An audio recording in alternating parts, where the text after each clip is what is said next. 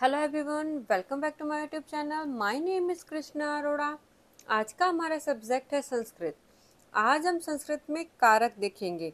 आज हम देखेंगे कि संस्कृत में कारक क्या होते हैं और ये कितने प्रकार के होते हैं और इनके पहचान चिन्ह कौन कौन से होते हैं। तो चलिए शुरू करते हैं। अगर वीडियो आपको अच्छा लगे तो प्लीज़ इसे लाइक और शेयर ज़रूर करिएगा और चैनल को सब्सक्राइब करें और वीडियो को हाइप करना न भूलें। कारक। अब कारक क्या होता है?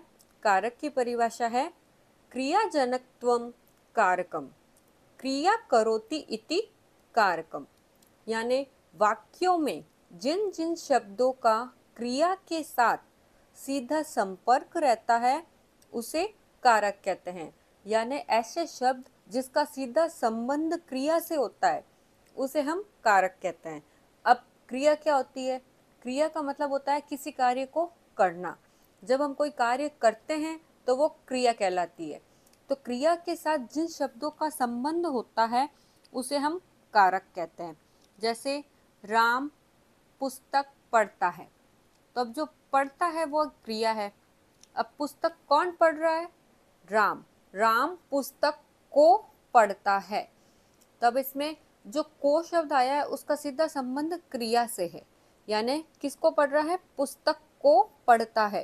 तो ये जो को है वो कारक है।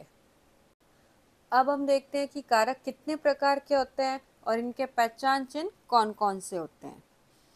कारक, विभक्ति और कारक चिन्ह। अब विभक्ति जो होती है वो 7 होती है। प्रथमा विभक्ति, द्वितीय विभक्ति, तृतीय विभक्ति, चतुर्थी विभक्ति, पंचमी विभक्ति, षष्ठी विभक्ति और सप्तमी विभक्ति। ये जो विभक्तियाँ होती है वो 7 होती है, परंतु जो कारक होते हैं वो 6 होते हैं।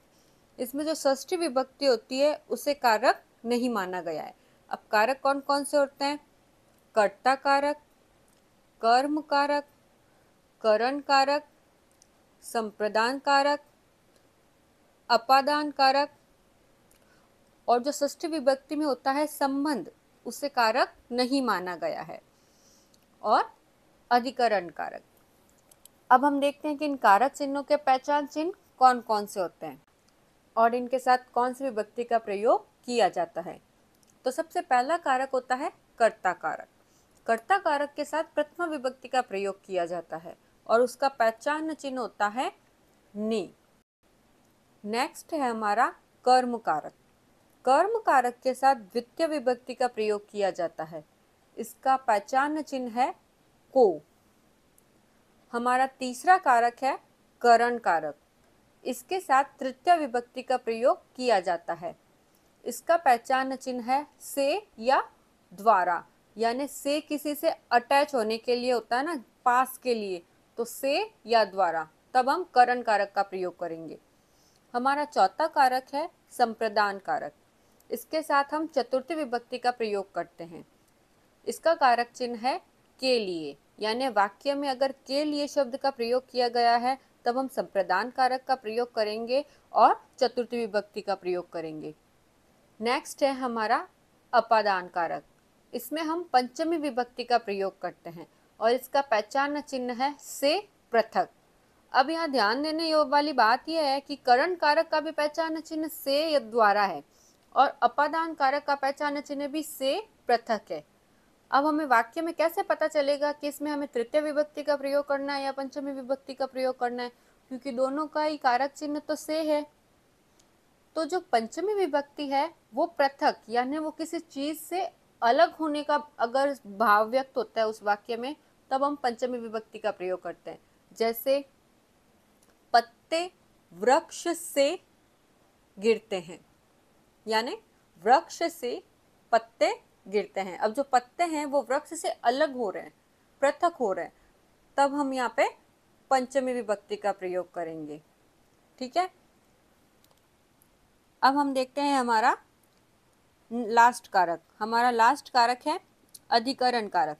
इसमें हम सप्तमी विभक्ति का प्रयोग करते हैं और इसका पहचान चिन्ह है में, पे, पर। अब यहाँ पे षष्ठी विभक्ति का प्रयोग नहीं किया गया है। आप ध्यान दोगे तो यहाँ पे षष्ठी विभक्ति नहीं लिखी गई है। जो षष्ठी विभक्ति होती है वो संबंध को दर्शाती है और संबंध को कारक नहीं माना गया है, इसलिए यहाँ पे षष्ठी विभक्ति नहीं लिखी गई है।